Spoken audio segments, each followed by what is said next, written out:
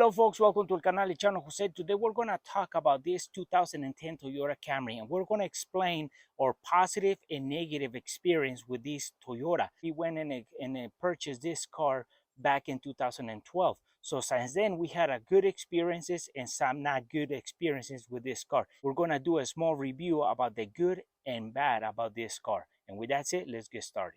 This Toyota Camry was the most sold car in the world at one point back in 2007, 2008, somewhere around there. So as we know, this car comes with a 2.4 liter engine, and for a 4-cylinder, this car actually has a pickup and go power, and it's actually really reliable. This car, we have nothing to say about the power that this little engine or this 4-cylinder engine can create. And then if you take care of the oil change, air filter, you change the coolant, you make sure that all the levels on the liquids are up to the standards, these cars can actually get to last a long time. It's not just the brand. You gotta take care of them so they last long. On our 2010 Toyota Camry, we have 209,000 miles with 288. We have driven it for more than 200,000 miles. So this car is actually paying us now because for 200,000 mile car, it's actually driving really smooth. So it's really powerful car for having 209,000 miles. So we don't have anything to say about how much it has last. It's really actually really good. We're surprised that this Toyota Camry has lasted us that long. So we had 200,000 miles on this engine, and then this chassis, the engine hasn't been replaced, so it's all original. And today we change the oil every 5,000 miles with full synthetic, and we do the proper maintenance every when it comes to. And we have 200,000 miles with a engine that doesn't burn any oil. When we're changing the oil, we actually take this almost the same level out what we had put in the previous before in the oil change. So we just found an oil leak on this car after 200,000 miles. That's actually pretty good, because in most cars before 200,000 miles, a lot of cars start burning oil, and we have heard the stories, even they change the oils soon. But in this Toyota Camry, we had a really good experience with the engine because it doesn't burn any oil, and we haven't had any major issues with it. So the Toyota Camry was actually well made. In the suspension, we haven't had any major issues. Only the stuff that we have replaced is the shocks, and we have done it at 100,000 miles. So now that is 200,000 miles, we're about to replace the struts again. So we're going to be replacing all four, not because we know that we need it, it's because the car has 100,000 miles on those struts or shocks that we replaced at one point. So now at 200, we replace it for a second time. Like we said, not because it needs it, it's because we want to have something replaced every so often. But for us, we haven't had any major issues with the suspension on our car. So even that it has 200,000 miles, we can still take a long trip, and the car is going to be really smooth and really comfortable. Not like we are going to notice any problems on the suspension. These cars are well made, and they're actually made to last. Now this 2010 Toyota Camry, for having 200,000 miles on the engine and the frame, it still is giving us the same mileage to the gallon, just like when we bought it. So it hasn't decreased the amount of mileage or the range of miles that they can give us with a full tank of gas. We haven't noticed any change. We still calculate the mileage to the gallon just like when we did on the beginning, and it's still giving us within the range. It hasn't decreased or it hasn't worsened the mileage to the gallon due to the miles in the engine. Is actually really good miles to the gallon for being a 200,000 mile car. The other thing that we like about our Toyota Camry is that anything that you want to do to it on maintenance wise, you can do it at home. You can replace the air filter yourself. You can replace the oil filter yourself. You can do all the liquids replacement yourself. The only tool that you need is this big socket that you need to take the cartridge on the oil, the engine oil out. Once you drain the oil of the engine, you need to take the cartridge out, and you're going to need one of these tools. So these tools are actually pretty affordable. You can find them pretty much in every auto parts. Once you get this big socket to take the cartridge off, you can do that replacement of all the oil filter yourself, because it's actually internal. This is not the old style with the steel casing that you replace the whole thing. You gotta take a big plastic cover off, you take the cartridge out, you put a new one, and you put all that cover back on by using this big tool. That's the only special tool that you need to do the maintenance on these cars, because everything else is pretty much, it's really simple that you can do at home. And that's the other thing that we like about our car, because we can do all the maintenance ourselves. We have saved a lot of money by doing that at home. So what we like so much about the Toyota Camry is that Toyota actually put a lot of technology and thinking and effort on making a machine that will last for a long time. They put a lot of time into creating a good engine, a good transmission, a good drivetrain components, brakes, all that stuff.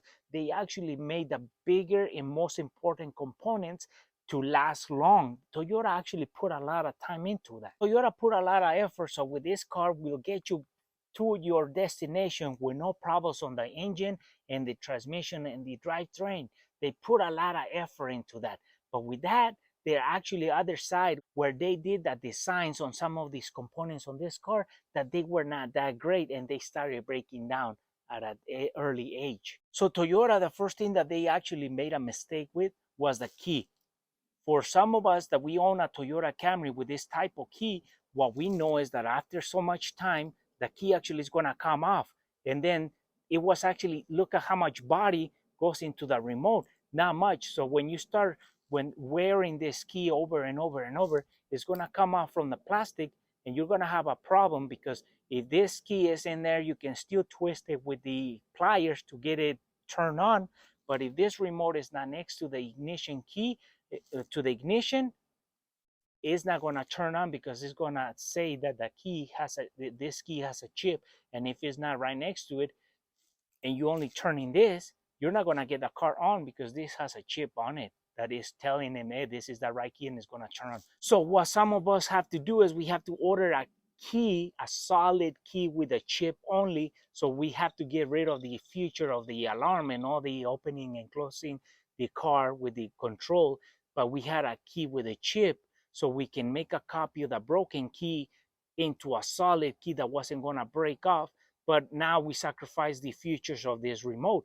In another case, you can make a key copy and copy the original key into a solid key in case you lose the original key or break it off. So now you can order another remote key and make a copy out of the solid key, because all you need is just a cut from the original key to have a second key made. So that was one thing that the Toyota actually had a really bad product on. It was the key that will break off at the remote. So how there's no leverage to turn it on. So we have to improvise and make a solid key with a chip built in only, and no features on the opening and closing the car. So that was one thing that most of the owners had to go through, the experience of the broken key on the Toyota Camry. Another thing that the Toyota had some problems with was the headlights. They're wrapped around in the front, but what this happens is that this plastic turns yellowish, that the headlights wouldn't actually shine too much in the night. So these headlights had to be polished or cleaned, or even replaced to some case, because they were so damaged that it had to be replaced. So this is one thing that the Toyota actually had. These headlights, the plastic was not well made, or it's just a part of the headlight that it kind of hits the light of the sunlight hits it so much that they turn yellowish. And that's one thing that we don't like about the Toyota Camry. Another thing that we didn't like about the Toyota Camry is that the hood is getting held up by these piston lifts, and these are hydraulic, or they work as once they open, they hold the hood up, and then when you want to close it down, you force it down, and this give, and they compress, and then they can close the hood. So we don't like this system, because after so many uses, these pistons stop working completely, and this can fall on you when you're doing some maintenance on the car. So if you don't watch, and these guys are starting to come down and they're not holding up the hood, this can be some trouble and it can hurt you. So we like the other system where you can actually hold the hood up by having that little leg that they throw in there that you can put set and let the hood rest on it. And that was a better technology than replacing these, because these actually have to get replaced at one point, and they're not cheap. So the Toyota actually saw some business when they fail, that we have to replace them. Now we have to go buy them, and we're going to spend some money on this replacement, and Toyota is going to make some money. So another thing that we don't like about the Toyota Camry is that the radio was actually, the design was not good, because the button for the volume will raise and lower the volume. Even if you were trying to raise it or lower, it will just bounce around, and that the CD, it wouldn't come out or it wouldn't go in. So it stops functioning as it should, because these radios were not, we started having some early problems with this radio at early time when we purchased the car. So that was one thing that we actually had to deal with. When we're trying to control the volume on the radio, we can, as you can see, we're trying to raise the volume up, and it doesn't go up with the button that we're supposed to turn the volume up. So we have to go with the controls on the steering, as you can see, and it can go down again, but we have to use the controls on the steering wheel. This button and the volume of the radio doesn't work because it keeps bouncing the volume. Sometimes it doesn't go down, or most of the time doesn't go up or down as we want to control it, like right here.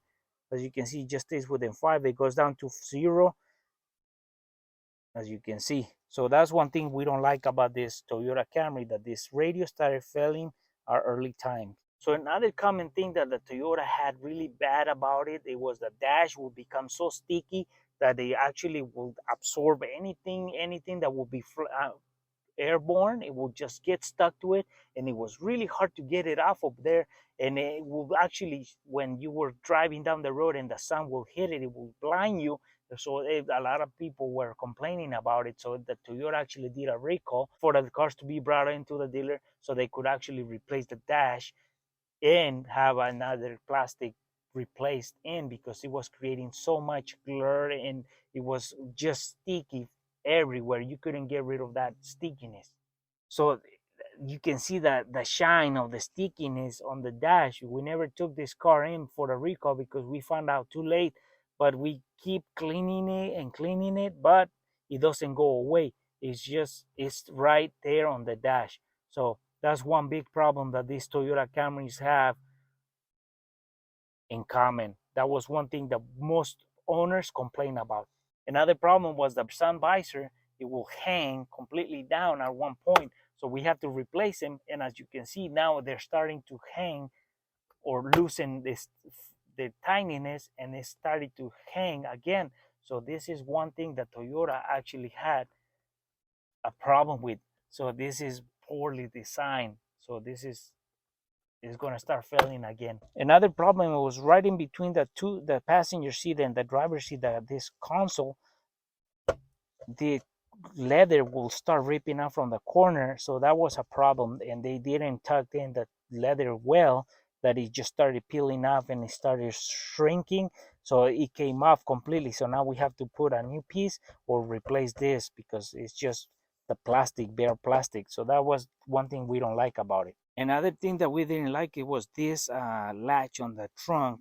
It stops working properly, so you start having some problems because there electronic motor right in there that it starts failing, so it doesn't lock or it doesn't want to open completely the right way. So we have to replace it because these latches start failing and they're electronic. So that's one thing we didn't like about Toyota. Another thing that we don't like about this Toyota Camry is that the actual AC, the air conditioning, doesn't work too well on really hot days. So we took this, we thought it was the car, but we took it to a technician that is specialized in ACs systems on the cars, and what he told us is that the most Toyota Camrys for this model, this car would not be able to cool down the cab like other cars or other brands, because the system how it's made, it wouldn't be able to reject heat as it was building up on the cab. So he told us that it would have to be replaced to another system for us to be able to have a cooler in a cab. So we try to avoid going to hot cities because of that system, because it doesn't cool down as we thought. So hopefully it's not every single Toyota, but in our case, that's what we don't like about this Toyota Camry, that it doesn't cool down the cab in a really hot environment. So in conclusion, after all the negative stuff that has happened to our car, we still gonna drive it because the most important part of it is the transmission, motor, and drivetrain, which are well made on Toyota. And we like this Toyota Camry, and we're gonna keep driving it, even with all the negative stuff that we have said about it. Because what it comes to is what you want is that car to take you and bring you back without breaking down on the road. And the stuff that we say negative about it is stuff that is actually stuff that you can live without it, or you can adjust to it. And but the engine and the transmission and the drivetrain, that's the most important part to us. We want the car to take us miles and bring us from those miles back home safe and not breaking down on the road. Even with all the negative stuff that we have said about it, we're still gonna drive it, and we're gonna keep it, and we're gonna keep driving this car until it actually completely breaks down, and then we have to buy another car, and it's gonna be a Toyota. And well, folks, hopefully this information helps you on why some people have sold their cars, or why some of the owners have kept their Toyota Camrys, because not everybody has the same experience. But on our experience, we have more positive, even that we had said more negative about it. But the positive thing is that this car has 200,000 miles, hasn't left us on the road, and hopefully this info is helpful and useful for some of our viewers. And for folks who are watching our video, haven't subscribed to our channel, please subscribe. If you like our video, give us thumbs up, share it, and we'll see you soon with more videos here in el canal, El Chano Jose.